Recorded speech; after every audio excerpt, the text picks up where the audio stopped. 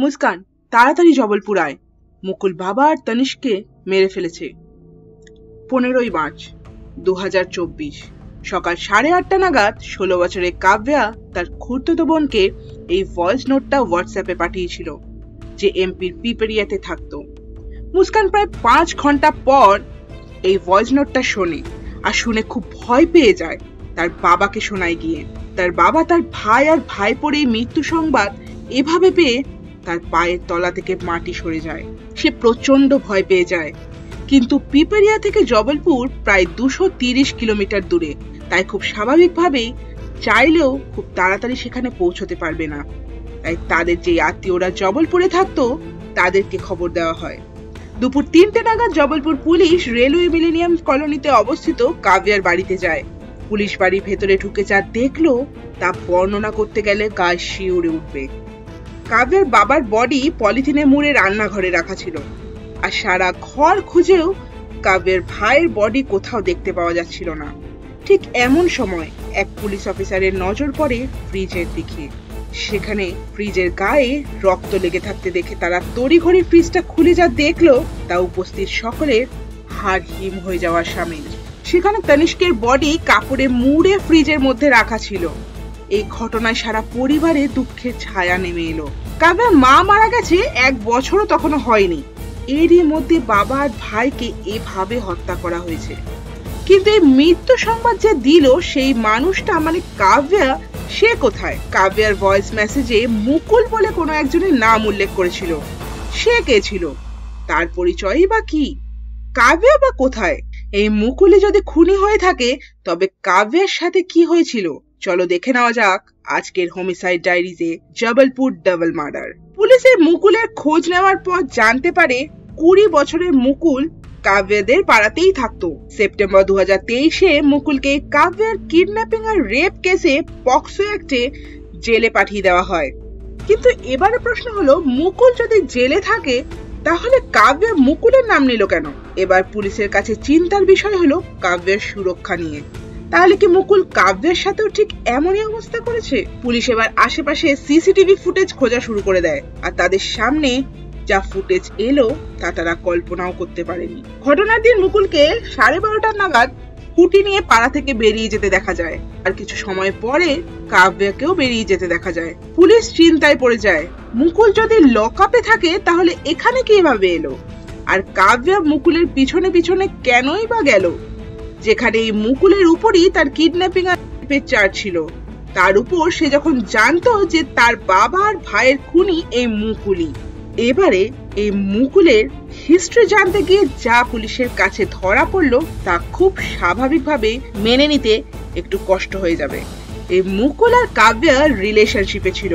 গত সেপ্টেম্বর মাসে মুকুল আর কাব্যা ভোপালে পালিয়ে যায়। কাব্যার বাবা খুব স্বাভাবিকভাবেই তার নাবালিকা মেয়েকে ফিরে পাওয়ার জন্য পুলিশের দ্বারস্থ হয়। পুলিশ তাদেরকে উদ্ধার করে আনে, আর তার বাবা মুকুলের উপর রেগে গিয়ে মুকুলের বিরুদ্ধে পক্সো অ্যাক্টে তার মেয়ের কিডন্যাপিং আর রেপ চার্জে তাকে জেলে পাঠিয়ে দেয়। কিন্তু এই মোকদ্দমা চলাকালীন কাব্যার সাক্ষীতে মুকুল ছাড়া পেয়ে যায়, কারণ কাব্যা সেখানে গিয়ে বলেছিল যে সে নিজের ইচ্ছাই মুকুলের সঙ্গে গিয়েছিল।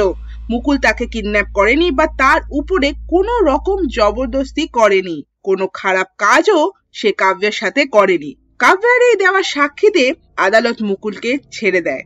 পুলিশ যখন ইনভেস্টিগেশন শুরু করে তখন কাব্যা আর মুকুলকে জবলপুর রেলওয়ে স্টেশনে সিসিটিভিতে দেখতে পায়। এরপর তাদেরকে জবলপুর থেকে কাটনি যাওয়ার বাসে উঠতে দেখা যায়, কিন্তু তারা এই 90 কিলোমিটারের রাস্তা পাড়ি দিতে গিয়ে অনেকগুলো বাস পরিবর্তন করেছিল, যাতে পুলিশ খুব সহজে তাদেরকে ধরতে না পারে। পুলিশ বুঝে গেছিল কাব্যা আর মুকুলের বয়সটা খুব কম হলেও তাদের চিন্তাধারা কোনো বড়সড় ক্রিমিনালের থেকে কিছু কম ছিল না। পুলিশ যতক্ষণে কাটনি পৌঁছেছিল ততক্ষণে তারা সেখান থেকে পালিয়ে গিয়েছিল। এর মধ্যে কাব্যার বাবা আর ভাইয়ের পোস্টমর্টম রিপোর্ট চলে আসে, আর সেখানে দেখা যায় যে কাব্যার বাবাকে কোনো একটা ভারী বস্তু দিয়ে তার মাথায় প্রায় 11 থেকে 12 বার আঘাত করা হয়, আর যার ফলে তার স্কাল পুরোপুরি ড্যামেজ হয়ে গিয়েছিল আর তার ভাইকে 6 বার আঘাত করা হয়। কিন্তু খুব আশ্চর্য বিষয় হলো তার ভাইয়ের মৃত্যু কিন্তু এই আঘাতের সঙ্গে সঙ্গেই হয়নি, সে তখনও বেঁচে ছিল। কাব্যার ভাইয়ের মৃত্যু হয় ফ্রিজের মধ্যে। পুলিশের ছানবিনে আরো একটা ফুটেজ পুলিশের হাতে আসে, যেটাতে 15ই মার্চ মুকুলকে দেখা যায় ঘোরাফেরা করতে, হাতে গ্লাভস পরে, আর তার সঙ্গে ছিল একটা প্যাকেট যেখানে ছিল গ্যাস কাটার আর কিছু হাতিয়ার, আর সে কাব্যাদের বাড়ির দিকেই যাচ্ছিল। এখন প্রশ্ন হলো যে কাব্য যদি মুকুলের সঙ্গেই থাকে তাহলে সে নিজেই দরজা খুলে দিতে পারত, কিন্তু এক্ষেত্রে মুকুল বাড়ির পেছন দিক দিয়ে জানলা কেটে ঘরে ঢুকেছিল। তাহলে কি কাব্যা পরিস্থিতির শিকার হয়েছে? সে কি মুকুলের চাপে পড়ে এই সমস্তটা কিছু করতে বাধ্য হচ্ছে? পুলিশের সামনে তখন অনেকগুলো প্রশ্ন এসে দাঁড়িয়েছিল, কিন্তু কাব্যদের ঘরে ছানবিন করে দেখা যায় সেখানে দুটো আধোয়া কাপ আর সঙ্গে কিছু এঁটো বাসনপত্র, যা দেখে এটা খুব পরিষ্কার ছিল যে কাব্য আর মুকুল মার্ডার করবার পরও সেখানে বহুক্ষণ ছিল এবং তারা সেখানে খাওয়া দাওয়া করে সমস্ত কিছু গুছিয়ে গাছিয়ে বাড়ি থেকে বের হয়ে যায়। এর থেকে এটাই বোঝা যায় এটা হঠাৎই কোনো হওয়া ঘটনা নয়, এটার প্ল্যান তারা অনেক আগে থেকেই করে আসছিল। এরপর পুলিশ মুকুলের বাড়িতে যায় আর সেখানে গিয়ে শুধুমাত্র মুকুলের দাদাকেই সেখানে পায়। মুকুলের দাদার কথা অনুযায়ী মুকুল জেল থেকে ফিরবার পর পুরোপুরি পরিবর্তন হয়ে গিয়েছিল।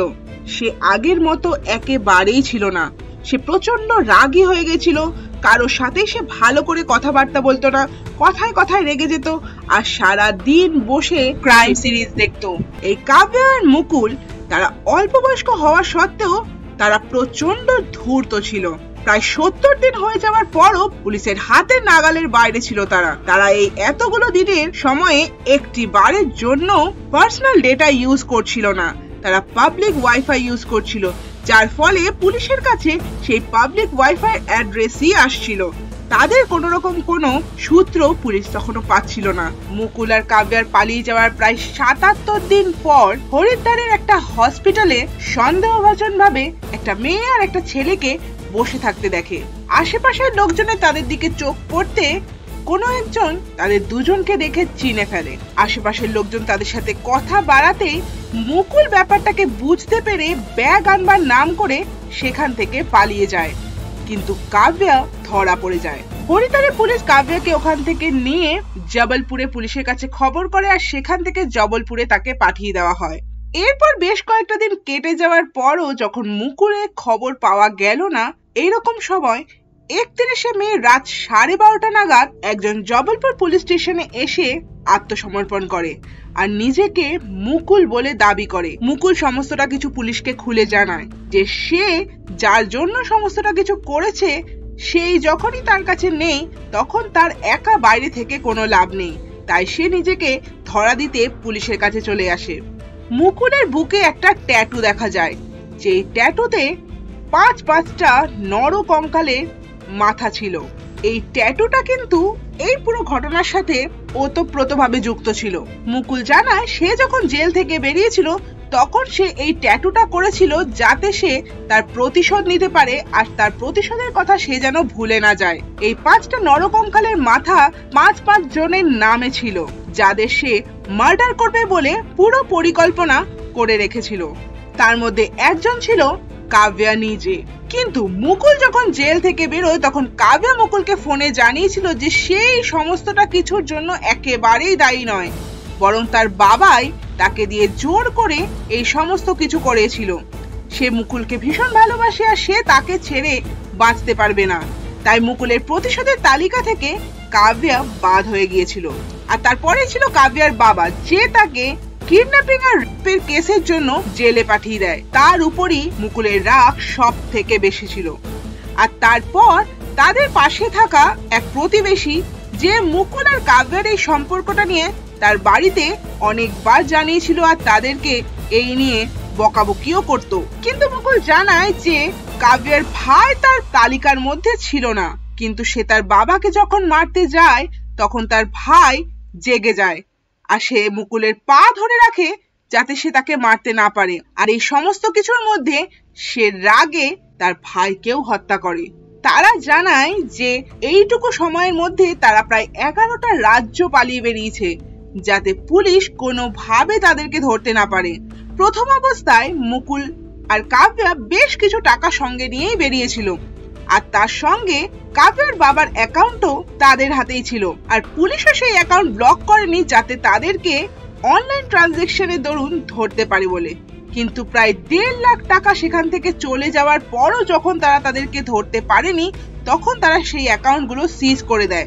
তাই প্রথম অবস্থায় তারা ফ্লাইট বা ভালো ট্রেন আর ভালো হোটেল আর ভালো খাওয়া দাওয়া করা সত্ত্বেও শেষের দিকে তাদের কাছে যখন টাকা ফুরিয়ে যায়, তখন তারা কোনো মন্দির, আশ্রম, লঙ্গরখানা, এমনকি শেষ অবস্থাতে তারা হসপিটালে রাত কাটানোর পরিকল্পনা নেয়।